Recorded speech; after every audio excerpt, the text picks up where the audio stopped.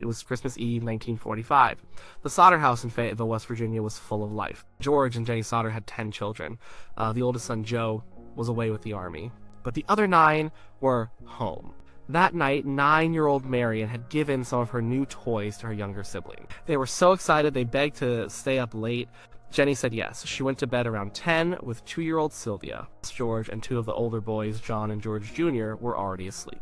The phone rang around 12:30 a.m. Jenny woke up and answered. It was a wrong number. A woman with a weird laugh was on the other end. Jenny noticed the lights were still on, and the front door was unlocked. She saw Marion asleep on the living room couch. She assumed the other kids who stayed up, Maurice, Martha, Louis, Jenny, and Betty, had gone up to their attic bedroom. She turned off the lights, locked the door, and went back to bed. An hour later, she woke up again. The house was full of smoke. George's office was on fire. They got out. George, Jenny, and 4 of the children, Marion, Sylvia, John, and George Jr., they stood in the freezing cold watching their home burn. But 5 were missing. Maurice, Martha, Louis, Jenny, and Betty. They were trapped in the attic, and George ran to get his ladder. It was usually propped against the side of the house. It was gone.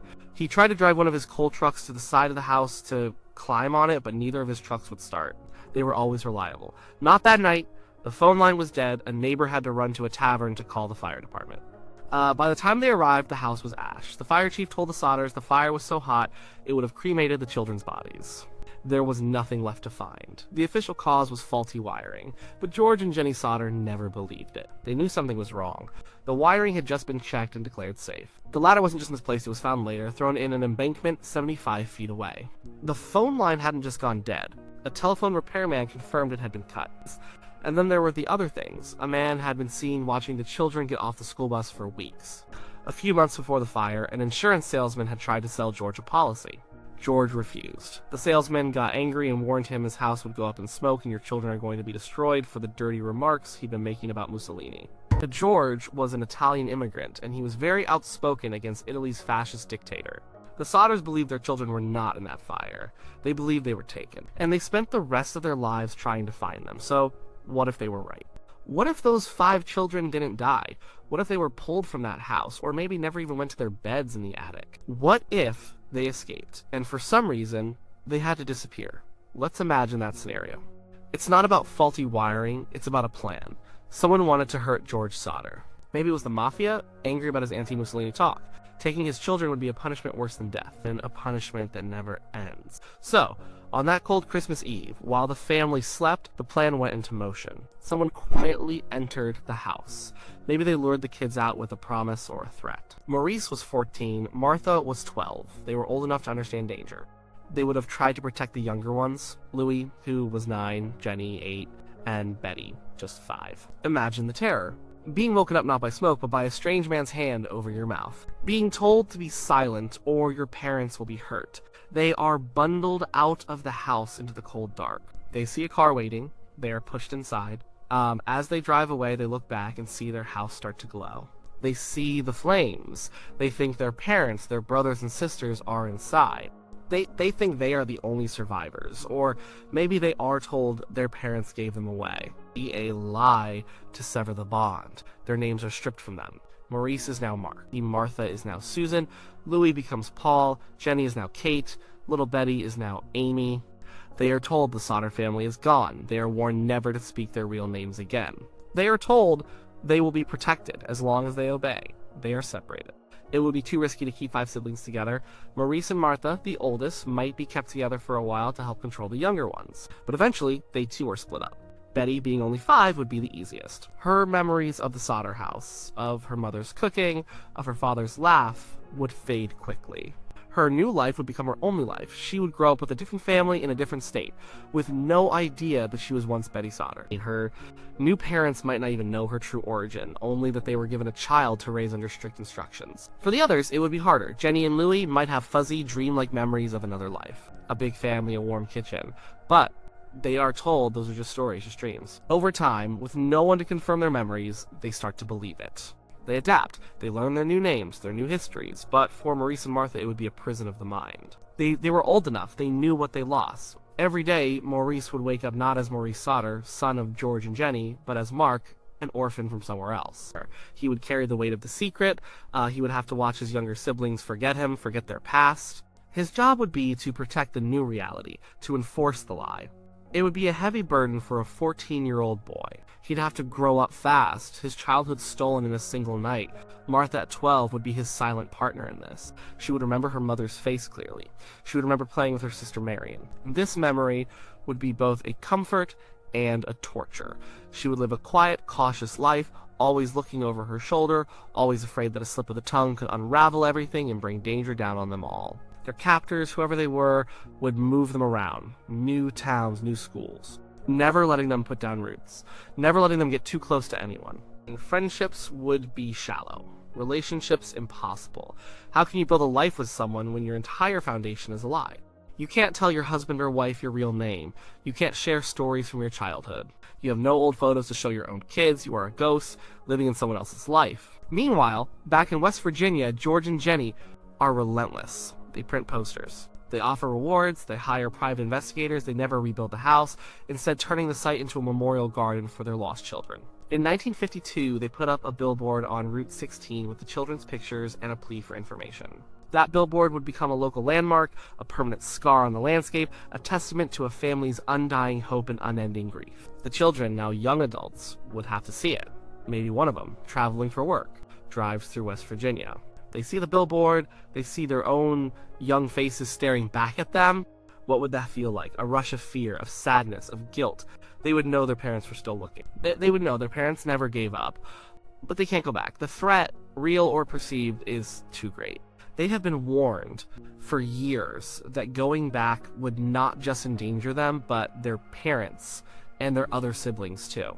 The lie has become their shield, and so the years turn into decades. The 1940s become the 1950s, then the 1960s. The Sodder children are no longer children.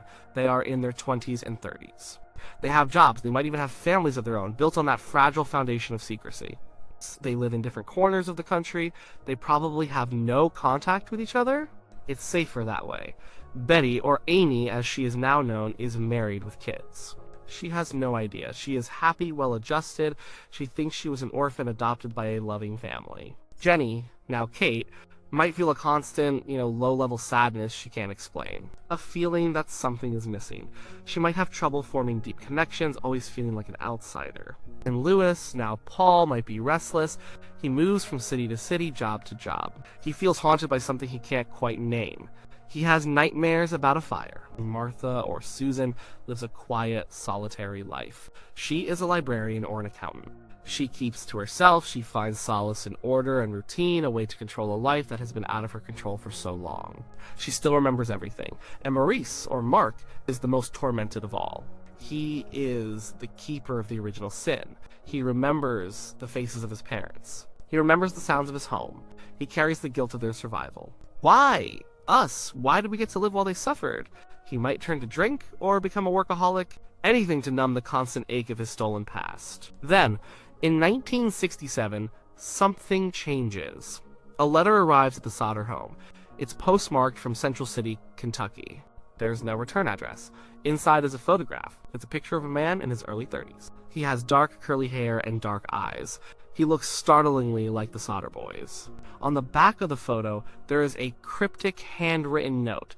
It says, Louis Sodder, I love Brother Frankie, E-Lil Boys, A90132 or 35. For George and Jenny, it's a miracle. After 22 years of silence, a sign. This is their Louis, they are sure of it. The resemblance is too strong. The specific mention of his name. But the message is confusing. Who is Frankie? Why the numbers? Let's imagine the story behind that photo. Louis, or Paul, is now in his early 30s. He lives in Kentucky. He has a decent job. But the older he gets, the more the past eats at him. He sees his own children, and he thinks of the parents he barely remembers. The guilt is overwhelming. He knows about the billboard. He knows they are still looking. He can't go back. He can't risk exposing the others. He doesn't even know where they are. But he has to do something. He has to let his parents know that at least one of their children is alive. So he goes to a photo booth, he takes a picture, he looks so much like his father, it scares him. On the back, he scribbles a message, a jumbled mess of memory and code. I love Brother Frankie. Maybe Frankie was a nickname for one of his brothers. Maybe it was a childhood code word. The numbers could be a zip code, a post office box, a fragment of an army serial number he once heard. It's a desperate, flawed attempt to connect without revealing anything. He mails it and immediately regrets it. The fear comes flooding back. He packs a bag and leaves town the next day. He can't stay in Kentucky anymore. He's left a clue. Back in Fayetteville, the photo galvanizes the Sodders. They hire another private investigator. They send him to Kentucky, but the trail is cold. The man in the photo, who called himself Louis Sodder, has vanished. The post office box is a dead end. The investigator finds nothing.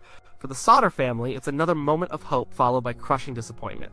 The photo is both a gift and a curse. It confirms their belief that the children survived, but it brings them no closer to finding them. It just deepens the mystery and the pain. What would this act do to the other hidden siblings? Let's assume they somehow find out. Maybe Martha sees an article about it in a newspaper. The story about the strange photo sent to the grieving Sodder family in West Virginia.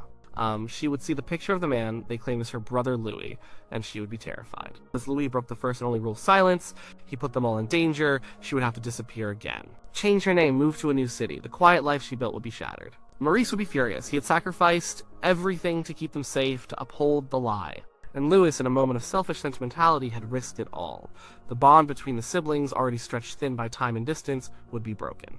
They were no longer a family in hiding, they were just scattered individuals, tied together by a dangerous secret. The years continue to pass. The 1970s, the 1980s. George Sodder dies in 1969, just a year after receiving the photo of Louis. He dies without knowing the truth. Jenny continues the search. She wears black for the rest of her life. She tends the memorial garden. She talks to anyone who will listen. She never gives up hope. But she never gets another sign. She dies in 1989. The remaining Sodder children, the ones who escaped the fire, carry on the search for their lost siblings. The billboard stays up.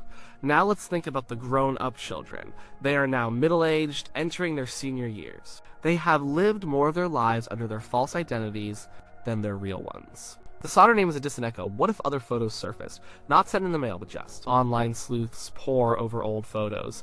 Someone finds a wedding picture from a church in Oregon in the 1970s. In the background, there's a woman with a familiar face. She has Martha Sodder's eyes, but who is she? The picture is too grainy. The trail is too cold. It's just another what if. Someone else finds a newspaper clipping from a company newsletter in Texas in the 1980s. An employee of the month photo. A man named Mark Peterson. He has the same determined set to his jaw as a 14-year-old Maurice Sodder. But Mark Peterson moved on from that company years ago. No one knows where he went. Another dead end. These are not messages from the children. These are accidental footprints they left behind. Digital ghosts. For the online community, it's a fascinating puzzle. For the siblings themselves, it's a nightmare. The world is getting smaller. It's harder to hide. Let's imagine their final years. They are in their 70s and 80s. They are grandparents. Their own children know them only as the people they pretended to be. They have lived full lives, in a way, but they have lived them in a cage. The people who took them are likely long dead. The original threat is gone. So why not come forward now? Because it's too late. What would they say? How would they explain a lifetime of silence? Their surviving siblings in West Virginia are strangers to them. Going back would mean destroying the lives they have built. It would mean telling their own children that their entire family history is a lie. That grandma or grandpa is not who they say they are. It would mean dredging up a trauma that has been buried for over 70 years. So they stay silent. Maurice, or Mark, dies alone in a small apartment. He is a bitter, quiet man. His neighbors know very little about him. They don't know that on his nightstand he keeps a single faded photograph of a large family, a picture he managed to save on that terrible night. Martha, or Susan, passes away in a nursing home. She is known for being a sweet but distant woman who never talked about her past. One of the nurses, a true crime fan, thinks she looks familiar. She looks like an age progression photo she once saw online of a girl who disappeared in a fire. But she dismisses it. It's just a coincidence. Louis or Paul is haunted by the photo he sent. He wonders if it brought his parents comfort or more pain. He dies with that question unanswered. Jenny, or Kate, finds a measure of peace in her old age. She joins a church. She confesses not her identity, but her lifelong feeling of loss to a priest. The act of sharing, even vaguely, eases some of her burden, and Betty, or Amy, lives a long and happy life. She dies surrounded by children and grandchildren who love her. She never knows she was a Sodder. She is the only one who truly escaped, but her escape came at the cost of her own history. The story ends not with a reunion, but with silence. The mystery of the Sodder children is never solved. The billboard eventually comes down. The last of the surviving Sodder siblings passes away. The story fades from a living tragedy into a piece of local folklore, but somewhere out there, the Sodder bloodline continues under different names and families who have no idea their roots trace back to a house fire on a cold Christmas Eve in West Virginia. The children escaped the fire, but they never truly escaped the past. They survived, but they were lost forever. They hid their identities so well that in the end they lost them completely. The photos, the ones sent by Louis and the ones found by strangers, aren't clues to be solved. They are just echoes. They are brief, fleeting glimpses of the lives that were lived in the shadows, a final, sad testament to the 5 children who vanished into the night.